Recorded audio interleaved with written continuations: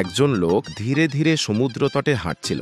হঠাৎ তার নজরে পড়ল পানির ধারে পড়ে থাকা একটা অদ্ভুত কাচের বোতল। সে সেটা তুলে নিল এবং খুলে ফেলল। তার বিস্ময়ের শেষ হইল না যখন হঠাৎ করে একটা জিন বেরিয়ে এলো। আমি 1000 বছর ধরে ওই বোতলের ভেতরে বন্দী ছিলাম। তুমি আমাকে মুক্তি দিয়েছ, তাই আমি তোমার সবচেয়ে বড় ইচ্ছা পূরণ করব, বলল জিন।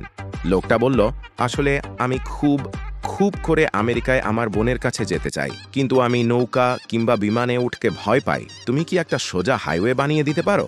জিন বলল, আমি সেটা অবশ্যই করতে পারি, কিন্তু তুমি কি ভেবে দেখেছো এত কংক্রিট আর লোহার ব্যবহারে সমুদ্রের পরিবেশ কতটা নষ্ট হয়ে যাবে? অন্য কিছু চাই?